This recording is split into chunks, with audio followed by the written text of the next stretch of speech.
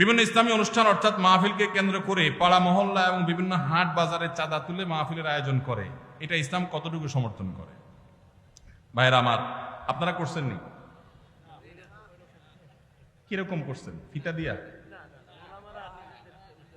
মাশাআল্লাহ মাশাআল্লাহ, এটা একটা মেসালি মাহফিল। এই মাহফিল এটা হয় নাই, আল্লাহ শুকর।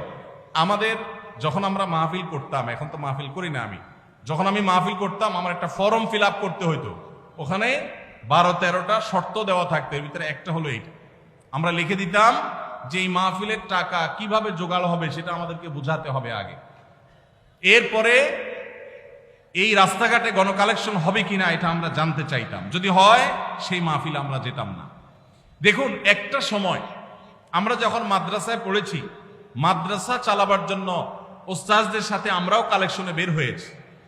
বাংলাদেশে এখন আল্লাহর ফজলে একটা ওয়াজ মাহফিল করার জন্য যে টাকার দরকার হয়, সম্মানজনকভাবে সেই টাকা কালেকশন করা সম্ভব, প্রত্যেকটা এলাকায় সম্ভব। কিছু মানুষের খাসলত আছে যে রাস্তাঘাটে নামাজ ছাড়া তাদের কোনো কাজ হয় না। মাদ্রাসা ছোট ছোট বাচ্চাদেরকে দিয়ে বা নিজেরা রাস্তাঘাটে গাড়ির গতি থামায়া আপনি মানুষের কাছ থেকে চাঁদাবাজি করছেন, এটা আল্লাহর দ্বীনকে অপমান করার শামিল।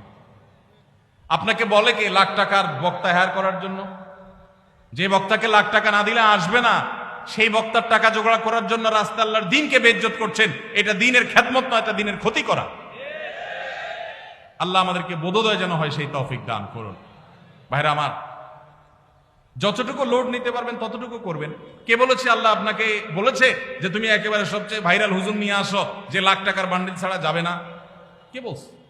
অনেক মুখলেস উলামা একরাম আছেন, সাদা মাটা কথা বলবেন। হেদায়েতের মালিক কে? আল্লাহ রাব্বুল আলামিন। আমাদের পূর্বসূরীদেরকে দেখবেন অনেক সহজ সরল কথা বলেছেন, হাজারো মানুষে হেদায়েত হয়ে গেছে। কত মায়ের পেছের কথা আমরা বলি, হেদায়েত মানুষের হয় না, জোয়ার হয়, হেদায়েত হয় না। আল্লাহ আমাদেরকে সেরকম মাহফিল করার তৌফিক নসিব করুন। আদর্শ মাহফিল করতে গিয়ে আল্লাহর দ্বীনকে কখনো বেইজ্জত করব না ইনশাআল্লাহ। আস-সুন্নাহ ফাউন্ডেশন, উম্মার স্বার্থে সুন্নাহর সাথে।